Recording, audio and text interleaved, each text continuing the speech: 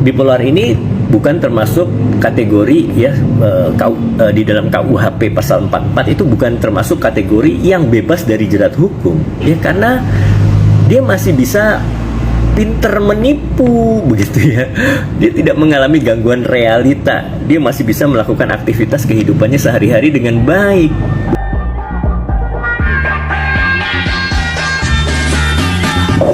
Ya, halo semuanya, selamat pagi. Berjumpa kembali bersama saya Dr. Gregory Budiman di acara Ngalor Ngidul. Ya, pada kesempatan pagi ini semoga kita semua sehat. Saya akan membahas masalah sedikit kesehatan jiwa. Ya, terima kasih yang sudah bergabung. Silahkan bergabung ya. Saya pakai kaos apa nih ya? Fight the Stigma. Ini kaosnya KPSI. Aduh, kelihatan nih. KPSI Komunitas Peduli Schizofren Indonesia, gitu ya. Oke, kita sekarang mau bahas mengenai ODGJ. ODGJ itu ada dua sebetulnya, nanti kita akan bahas ya. Ada psikosis, ada neurosis. Itu kriteria zaman dulu ya, yang sebelum ada pembagian menurut PPDGJ yang rumit, yang banyak item-itemnya. Itu dulu kita bagi secara garis besar tuh hanya dua, ya, tipe psikosis dan tipe neurosis ya. Oke, topik hari ini saya mau ngegosip ini. Jadi pertanyaannya, apakah orang yang menderita bipolar itu bisa kena jerat hukum? Soalnya kan ada kasus nih ya, kasus pengusaha muda wanita yang keren banget deh. Dia terkenal di kalangan artis, bahkan dia sendiri juga tentu bisa disebut sebagai artis ya. Dia seorang tokoh yang dulu dikagumi, wanita muda, seorang tadinya akademi kebidanan, kemudian dia bisa buka klinik-klinik kecantikan, banyak sekali usahanya. Kemudian di bidang konveksi juga sukses luar biasa, di bidang cake, kue artis tahun 2018 ya, itu suksesnya luar biasa. Tapi terakhir dia kena kasus, banyak kasus penipuan, dia tipu sana, tipu sini, seperti itu. Sudah mungkin sejak pandemi begitu ya. Kenapa bisa seperti ini begitu ya? Dan terakhir dia menyatakan bahwa dirinya bipolar. Dan setelah kasus penipuan dia banyak dilaporkan, akhirnya dia masuk ke RSJ, rumah sakit jiwa. Banyak orang mempertanyakan, oh ini jangan-jangan modus supaya tidak kena jerat hukum begitu ya.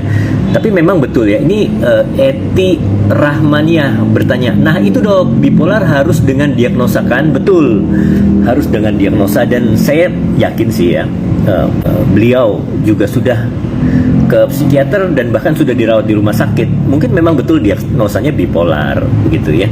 Tapi mungkin yang dia inginkan adalah psikosis atau skizofrenia. Nggak bisa. Karena begini ya. Jadi apa itu bipolar? Bipolar adalah mood swing. Jadi kadang-kadang depresi, sedih, nangis, tapi kadang-kadang manik, dia bisa marah-marah, bikin konten yang banyak, bisa ngatain banyak orang, bisa nyuruh sana nyuruh sini begitu. Itu episode manik. Tapi ada kalanya episode depresi, dia bahkan merasa bahwa hidup ini hampa, ingin bunuh diri, seperti itu ya. Itu adalah bipolar, gangguan mood yang naik turun. Nah, bipolar ini bukan termasuk kategori ya, di dalam KUHP pasal 44 itu bukan termasuk kategori yang bebas dari jerat hukum ya, karena dia masih bisa pinter menipu begitu ya. Dia tidak mengalami gangguan realita, dia masih bisa melakukan aktivitas kehidupannya sehari-hari dengan baik begitu ya. Jadi menurut KUHP bipolar itu tidak bisa bebas dari jerat hukum, tapi mungkin bisa mendapatkan keringanan kalau ada keterangan dari psikiater ya, atau saat dia melakukan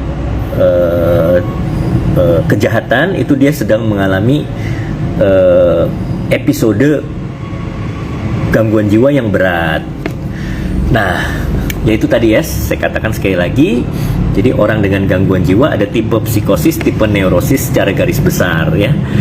Nah, yang tipe psikosis ini gangguan jiwa dengan masalah realita. Jadi dia tidak hidup di dunia nyata. Ada halusinasi, ada waham. Jadi waham seperti, oh, kamu yang nonton ini siapa namanya nih? Fitnessman, kamu bukan manusia dari Indonesia, bukan dari planet bumi juga. Kamu itu adalah alien dari planet Mars, gitu ya. Dan kamu punya misi ke sini untuk membunuh semua manusia. Nah, itu mengalami gangguan realita, ya, ada waham. Mungkin dia juga halusinasi, dia dapat bisa ngelihat sesuatu yang sebetulnya nggak ada. Wah, lihat ini, ada orang masuk ke kamar saya, dia bicara sama saya seperti itu. Bunuh dia, begitu. Nah, itu gangguan realita, psikosis, ya. Jadi kehidupannya, jiwanya terbelah, terpecah. Begitu kira-kira, ya. Nah, itu yang tidak bisa terjerat oleh hukum. Ya, betul ya. Jadi di sini Bu Eti Rahmania bilang, ya betul, bipolar masih bisa bertanggung jawab, ya, karena dia secara sadar melakukannya. Sedangkan kalau yang psikosis itu karena tidak hidup di dalam realita, itu tidak bisa dijerat oleh hukum. Ya, waham itu delusi. Oke, sudah jelas ya. Jadi perbedaan antara bipolar dengan psikosis yang berat itu skizofrenia. Nah, itu yang tidak bisa dijerat oleh hukum. Gitu ya. Kalau neurosis, ya, itu termasuk juga gangguan bipolar, gangguan seperti cemas, ketakutan, depresi, terus gangguan mood, ya. Moodnya naik turun, perasaan. Nah, itu neurosis, gitu ya. Dan biasanya orang yang datang ke psikiater, yang datang sendiri, itu biasanya neurosis, karena dia insight-nya masih bagus. Ya, tapi kalau psikosis biasanya harus diantar orang. Oh, lu psikosis lu, ayo sini yuk ke psikiater, begitu. Ya, seperti itulah kira-kira. Jadi marilah kita cermati teman-teman atau lingkungan di sekitar kita, mungkin ada yang mengalami gangguan kejiwaan dan butuh pertolongan psikiater, gitu. Karena zaman sekarang eranya sudah terbuka, ya. Mungkin yang neurosis bisa konsul sendiri lewat Halodoc atau apa, aplikasi apa, ya, bisa konsul ke psikiater. Tapi orang yang mengalami gangguan psikosis, gangguan realita, dia nggak mungkin datang sendiri ke psikiater. Kita harus sebagai temannya atau lingkungan terdekatnya harus mengenali, kemudian mengajak dia untuk berobat, gitu ya. Ya, gitu kira-kira cerita ngalor ngidul hari ini, ya. Ini kaosnya nih. Yang mau beli bisa kunjungi di Tokopedia, ada situs KPSI, ya. Keren nih kaosnya, di belakang juga ada tulisan. Kelihatan nggak? Ya, ya. Moga-moga kelihatan. Ya, baiklah, terima kasih semua yang sudah nonton pada hari ini. Semoga kita sehat-sehat, bukan hanya secara fisik, tapi harus secara jiwa juga harus sehat, ya, secara mental. Terima kasih. Sampai berjumpa. Oh ya, nanti malam saya akan live di Instagram. Instagramnya bukan Instagram ini, ya, tapi Instagram Get Beauty Center. Kita akan membahas mengenai post-truth.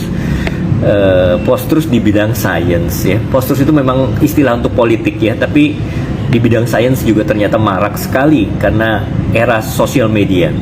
Nanti kita akan bahas, ya. Jangan lupa jam 8:30 malam bersama saya. Oke. Sampai jumpa semuanya. Selamat pagi, selamat beraktivitas.